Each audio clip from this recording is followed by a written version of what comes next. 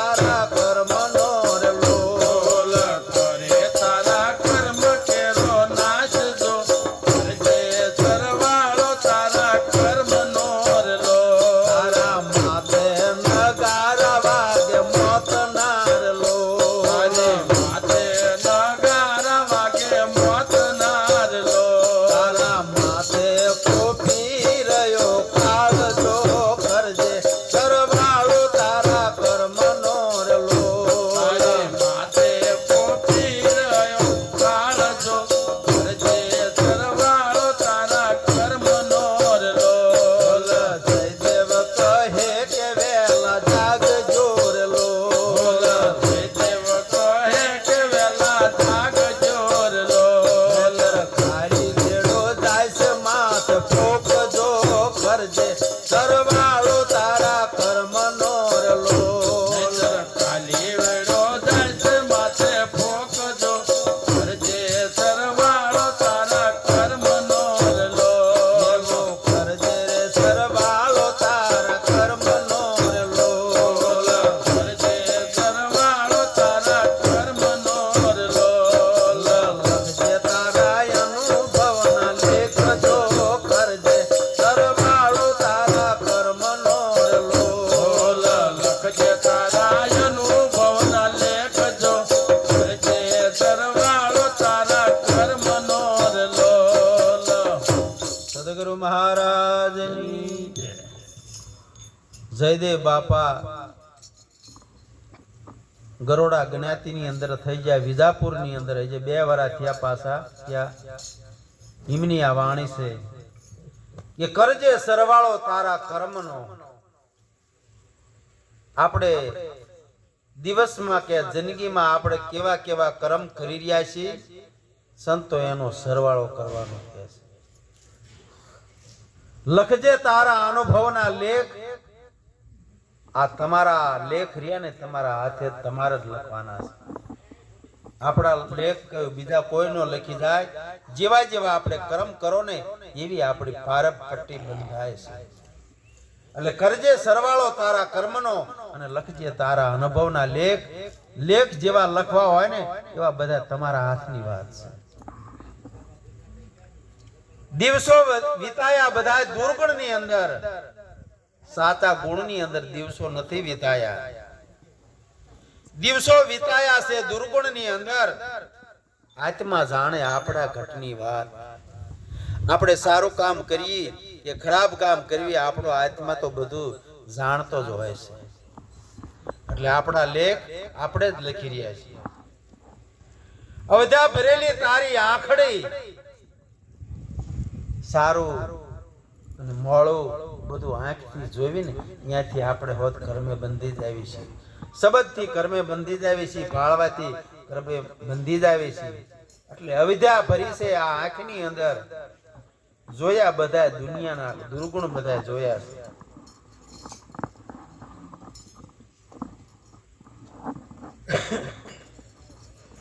અવિદ્યા ભરેલી તારી આંખડી દુનિયા આખીના બધા જોયા બધાના દોષ જોયા કોઈના સાચા ગુણ જોયા નથી દોષ જોવાય ને તો પોતાના દોષ જોવાય આપણી અંદર શું અવગુણ છે બીજાના અવગુણ ન જોઈશું તો તમારા ઝઘડાય નહીં થાય આપણે પોતે પોતાના અવગુણ જોતા શીખી જાઓ દોષ પોતાના જોતા શીખી જાઓ બીજાના અવગુણ ન જોઈશું જૂઠું બોલીને જિંદગી આખી તમારી બગાડી નાખી સત્યતા છે સાચું બોલવાનું શિર જાય પણ જૂઠું ન બોલીએ સત સાંભળો સૌ કાન ભક્તલાલજી પ્રગટ બતાવે આ દેહ સહિત તમને ભગવાન બતાવે છે પણ આપણે જૂઠું બોલવાની બહુ આદત પડી જાય છે જૂઠું બોલી બગાડી જિંદગી અને વાણીમાં ઘણો વિકાર વાળી વાતો આપણને ગમે છે મનડો ઘેરાણો જેની માનની અંદર અંતરની અંદર માન ને મોટપ ને ઈર્ષા આવું બહુ પડ્યું છે ગંગા સતી તેમાં કહેશે કે સદગુરુ શબ્દના થઈ જાવ અધિકારી પાનભાઈ મેલી દો અંતરની અંદર જે માન પડ્યું છે મોટપ પડી છે આ બધું મૂકી દો અને પછી તમે ભક્તિના મેદાનમાં આવો તો તમને સદગુરુ મહારાજ સાચી શાન સમજાવે છે મનડો ઘેરાણો જ્યાંનો માનમાં અને અંગમાં ઘણો છે અભિમાન કે હું કંઈક છું આ અભિમાન મૂકી દેવાનું છે જ્ઞાનની વાતો તો તને ગોઠતી નથી અને વાલી લાગે વિષય રસની વાતો વાલી લાગે છે મનને અવળી વાતો તો સવળી લાગતી પૂર્વના તારા પૂંડા પાપ હતા ને એ તને નડ્યા છે નકર આવું તો જીવન ન જીવે સત્સંગ કરી લો કોક સાચા સંતનો તારા કર્મ બધા કરેલા હશે ને બધા તારા કર્મ બધા નાશ પામી જાય છે માણસ નકર કહેશે કે કરેલા કર્મના બદલા દેવા પડે છે અંતે તો સૌને નડે છે મોટા ભૂપને હોત ભોગવા પડે છે પણ જે સદગુરુના ચરણે જીવાત્મા જ્યાં ને એને કર્મ હોત બધા બાળી દેશે. જુઓ જેસલ જાડેજો, અજામેલ ભીલ, આવા જેટલા ડાકો હતા એ પણ પીર થઈ ગયા. પણ જે સદગુરુના ચરણે જ્યાં ને એ બધા પીર થઈ ગયા છે. અને આ ભગવાન બધા થયા એ બધા સદગુરુના ચરણે જ્યાં ને એટલે ભગવાનનું પદ મળ્યું છે. નકર ભગવાન કોઈ ઝલમતા નથી પણ ભગવાન થવાય છે. જે સદગુરુના ચરણે જ્યાં ને આપણે બધાએ આ ભગવાનની ભક્તિ કરી રહ્યા છીએ. પણ એ બધાએ કયા ભગવાનની ભક્તિ કરી અને ભગવાનનું પદ મેળવ્યું. એટલે શંકર ભગવાન જેમ ધ્યાન ધરીને બેહતા એમ કોઈક અલગ પુરુષ બીજો છે. એની સદગુરુ મહારાજ આપણને ભાણ કરાવે છે, એનું પારખ જ્ઞાન આપે છે. ઈ ભગવાનની ભક્તિ કરો ને તો ભવસાગર ઉતરી જાય છે. નકર તો કે બહોત નામ હે સંસારમાં, ત્યાં से મુક્તિ નહીં, આદિ નામ તો ગુપ્ત હે. આને બુજે વિરલા કોક, આ નામ નક્કી કરો પછી ભવસાગર તરી જવાય છે. સવારામ બાપા તેમાં કહેશે, નક્કી કરી લો નામ તમે સમરો સદગુરુ શ્યામ, આમાં પરખીલો પુરુષ ને નક્કી રે કરી લો ને નામ. રામ ભગવાન, શંકર ભગવાન, કૃષ્ણ ભગવાન, સ્વામિનારાયણ ભગવાન, માતાજી, દેવીઓ, દેવતા ઘણા ભગવાનના નામ છે. પણ સંતો એમ કહેશે બહોત નામ હે સંસારમાં, ત્યાં से મુક્તિ નહીં, આદિ નામ તો ગુપ્ત હે. અને કોક વિરલા બુજે છે. એમ સવારામ બાપા પીપળી વાળા કહેશે કે નક્કી કરી લો નામ તમે સમરો સદગુરુ શ્યામ, આ દેહની અંદર પરખી લો પુરુષને તમે નક્કી કરી લો નામ. નાદ બુંદના લઈને બાવો નકતા બનાવે, નાદ કહેતા અવાજ 52 અક્ષરનો જે આ નાદ થઈ રહ્યો છે, કકાના 36 અક્ષર ને બીજા વ્યંજન કરીને 52 અક્ષર થાય. આ બધું બોલાય 52 થી બોલાય છે, 52 અક્ષર થી. પણ ભગવાન 52 થી 12 છે. નાદ અને બુંદ, રજ ને વિરજ, મા બાપના શરીરથી આપણો આ દેહ બંધાણો. મા બાપ આપણા જન્મદાતા છે. અંત ઘડી લગન તેમની સેવા કરવાની છે તો ઋણમાંથી મુક્ત થાશો. તો એને કશું નડશે નહીં. મા બાપની જેને સેવા નથી કરી એને બધું નડશે. બહેનો માટે સાસુ સસરાની સેવા નથી કરી એને બધું નડશે. આપણા જન્મદાતા છે. જ્યાં લગન જીવે ત્યાં લગન અંત ઘડી લગન આપણે એમની સેવા સાકરી કરવાની છે. અને સદગુરુ મહારાજ તો છે ને એ મોક્ષના દાતા છે.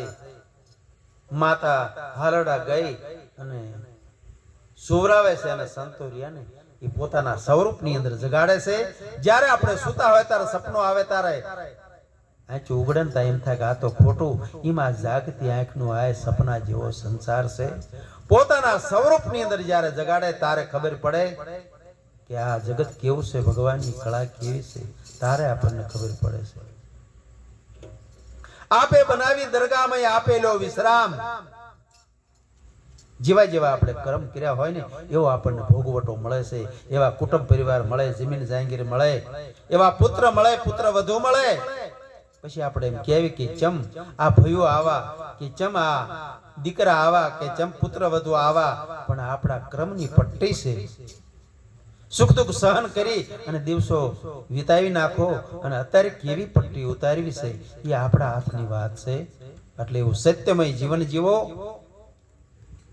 મનુષ્ય અવતાર મળ્યો છે ભવસાગર તરવા માટે.